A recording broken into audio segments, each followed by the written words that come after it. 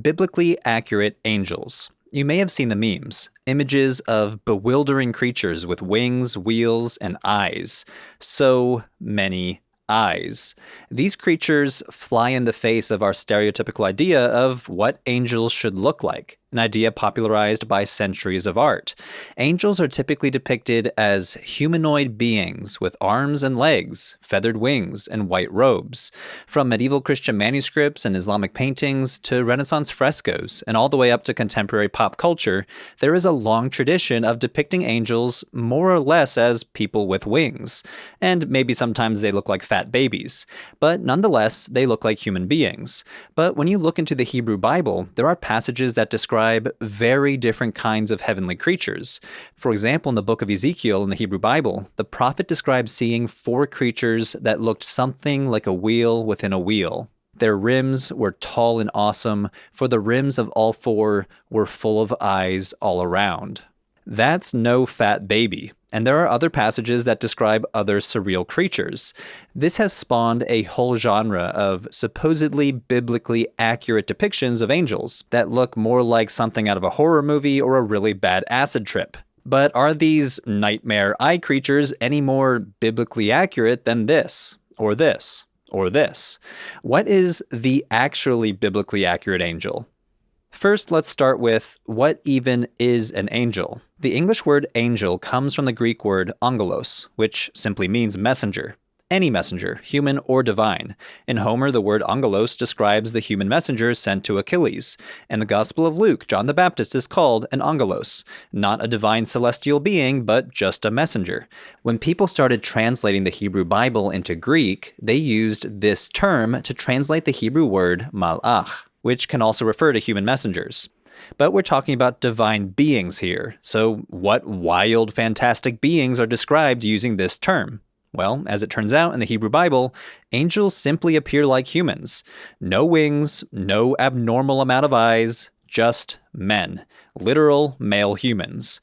A good example can be found in the birth story of Samson, the famously strong Israelite hero described in the book of Judges. Judges chapter 13 says that the angel of the Lord appeared to his mother and prophesied that she would give birth to a son, Samson. When she ran to tell her husband, we get a rare description of an angel's appearance. She says, "A man of God came to me, and his appearance was like that of an angel of God, most awe-inspiring." So it's a bit vague, but she implies he had a human form, but she somehow discerned he was awe-inspiring. This wasn't the case for her husband, Manoah. Manoah goes outside to the angel and tries to invite him in for a meal, but the text says Manoah did not know that the stranger was the angel of the Lord. He didn't realize it until the angel ascended toward heaven in the flame of a burning sacrifice. Very subtle. So an angel is humanoid, but depending on the perception of the beholder, the angel could appear as awe-inspiring or completely nondescript. So much so that Samson's father didn't even realize he was speaking to an angel. And this is a recurring theme in the Hebrew Bible. Angels visit humans, and humans are sometimes awestruck and sometimes oblivious during the encounter. For example, in Genesis 19, 2 angels visit Abraham's nephew Lot in the doomed city of Sodom. Lot seems to perceive them as holy and bows down face to the ground, but the people of Sodom simply viewed them as men. Now, don't get me wrong, angels are still sometimes very terrifying. In 2 Kings 19, an angel strikes dead almost 200,000 Assyrian troops. In 2 Samuel 24, God allows an epidemic to spread among the Israelites with an angel of destruction. 70,000 people died up and down the kingdom, and only when the angel turned its attention to destroy Jerusalem did God say, "It is enough, now stay your hand." A vision in the book of Daniel also describes a terrifying messenger from God, potentially the angel Gabriel. "I looked up and saw a man clothed in linen, with a belt of gold around his waist. His body was like the gemstone beryl, his face like lightning, his eyes like flaming torches, his arms and legs like the gleam of burnished bronze." In the New Testament, angels are also implied to be scary. The first thing the angel Gabriel says to Mary, the mother of Jesus, is, "Do not be afraid." Elsewhere in the Gospels, angels are described as agents helping to bring about the end times. Angels go around collecting people to throw them into the furnace of fire, where they'll be weeping and gnashing of teeth. But as terrifying as they're sometimes portrayed, nothing about these descriptions would lead us to believe these beings appear anything other than humanoid. So if angels look like humans, where do these so-called biblically accurate angels come from? These are artistic renditions of three different heavenly creatures described in the Hebrew Bible: cherubim, seraphim, and ophanim. The cherubim are mentioned around 90 times in the Hebrew Bible, where they are consistently described as some sort of creature with wings. Their greatest claim to fame is that statues of cherubim were sculpted on top of the Ark of the Covenant, and huge statues of them were placed in the inner sanctuary of the Temple of Solomon. According to 1 Kings 6, these statues were almost 15 feet tall, fashioned from wood, and covered in gold, essentially functioning as guardians of the throne of God. What's interesting is that the appearance of cherubim is inconsistent in the Hebrew Bible.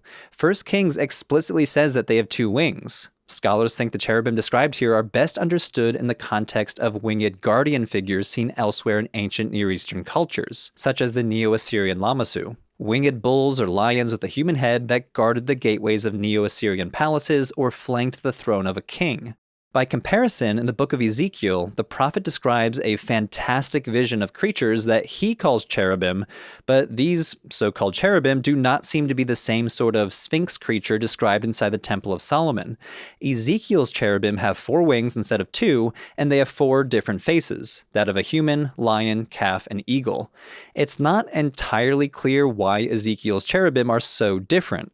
Some scholars even think the label cherubim was added by later editors and was not part of the original text. So modern artists depicting so-called biblically accurate cherubim are selectively focusing on the visionary cherubim of Ezekiel, not how they're conceptualized in other texts.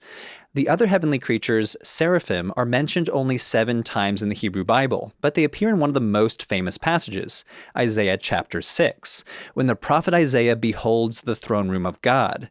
The text describes them in a decent amount of detail. I saw the Lord sitting on a throne. Seraphim were in attendance above him. Each had 6 wings. With 2 they covered their faces, and with 2 they covered their feet, and with 2 they flew. So seraphim were conceptualized as some sort of creature with 3 pairs of wings, though also with humanoid features. They have faces. They must have been conceptualized with hands because the text says that they pick up a burning piece of charcoal from the altar and touch the lips of Isaiah with it, though some scholars argue they were also conceptualized as serpent-like beings. The Hebrew word saraph means burning, so the seraphim are technically the burning ones. But the noun is also used in several passages to describe venomous snakes.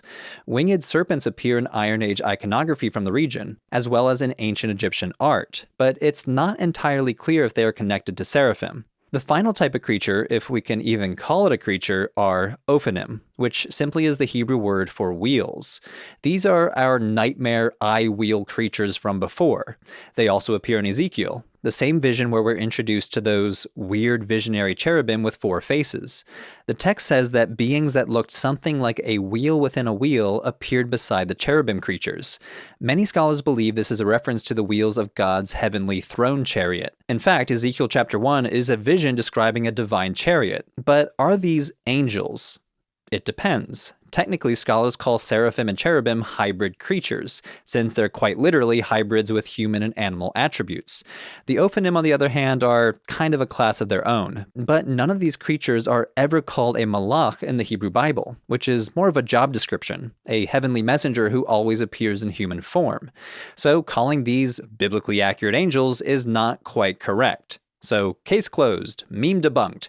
We shouldn't call these biblically accurate angels, but biblically accurate heavenly hybrid creatures. And if by biblically we mean mostly one single chapter of one book, the book of Ezekiel.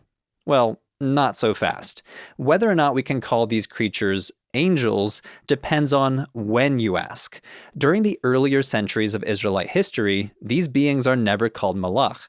But in later centuries, Jewish and Christian authors started to create complicated angel classifications, kind of like a taxonomy of species. And these fantastic hybrid creatures were eventually regarded as types of angels. We start to see these developments in later biblical and extra-biblical books, specifically the book of Daniel, as well as the book of Tobit and the book of Enoch, which date roughly to the same time period between the 3rd and 2nd centuries BCE, give or take a few decades. Daniel is the first time in the Bible that we encounter angels with names. Famously, Gabriel, and Michael. Daniel calls them princes, hinting at the idea that angels can have different ranks in a hierarchy. The book of Tobit mentions another high-ranking angel called Raphael, who calls himself one of the 7 angels who stand ready and enter before the glory of the Lord. And the book of Enoch specifically names these 7 high-ranking angels, which includes Michael, Gabriel, and Raphael, as well as 4 other lesser-known angels. In Greek versions of Enoch, these beings are called archangels, which means chief angels. Though technically in many angel typologies, they're not the highest type of angel. And here's where we return to the cherubim, seraphim, and ophanim. Jews after the Babylonian exile started to equate these beings with angels. As the scholar and angel expert Dr. Mika Ahuvia says, in time the differences between these divine beings seem to have become blurred and forgotten in the minds of Jewish interpreters, who understood all of these different hybrid creatures as angelic beings worthy of imitation in liturgical practice and prayer. This continued into early Christianity as well. The early Christian text called On the Celestial Hierarchy ranks 9 types of angels. Regular old angels are at the bottom. Archangels are second to last. The seraphim are the highest ranking angels, with the cherubim as second. As far as the author of this text is concerned, because these beings encircle the throne of God, they are obviously superior to other types of angelic beings. A few hundred years later, the medieval Jewish philosopher Maimonides put forth a very different power ranking. The living creatures described in the vision of Ezekiel are first. The ophanim are second, with seraphim and angels at 5th and 6th respectively. And surprisingly, cherubim are way down as the second lowest type of angel. So the idea of angels changed over time. The idea has a history. An angel, or malach, started as a job title for a humanoid messenger of God. But in later centuries, seraphim, cherubim, ophanim, and angels were all brought into a big family tree, lumping all of these different heavenly hybrids under the same rubric. So are these memes biblically accurate angels? Only if we're operating under the post-biblical assumptions of mostly post-biblical writers, like whoever wrote On the Celestial Hierarchy or Maimonides. Technically, if you want a perfectly valid example of a biblically accurate angel, in the mold described in the birth story of Samson, just look at the nearest generic guy. A guy so generic, with a face so forgettable that you would never guess he was an angel, until he launched into the sky in a pillar of fire. Hey everyone, if you'd like to learn more about angels in the ancient world, I'll be teaching an online class about guardian angels and magic on March 1st. To attend, tickets cost whatever you want. Just head on over to religionforbreakfast.eventbrite.com to join. Now, when you hear guardian angel, you might be thinking of paintings like this: a kindly angel protectively hovering over some kids that are getting stupidly close to an endless chasm. In the ancient world, people did believe in guardian angels, but they didn't look like this. They looked more like this, or this, or this. Magical amulets and spells that people used to conjure angels to protect them from harm. Now, I'm an expert in ancient magic. It's what I got my PhD in, and angel magic is one of my favorite topics to talk about. So if you'd like to learn more, the class will be on March 1st at 7 o'clock p.m. U.S. East Coast time. If you're not able to join during that time, anyone with a ticket will get the recorded class after the fact. So again, that's religionforbreakfast.eventbrite.com. Thanks, everyone. Hope to see you there.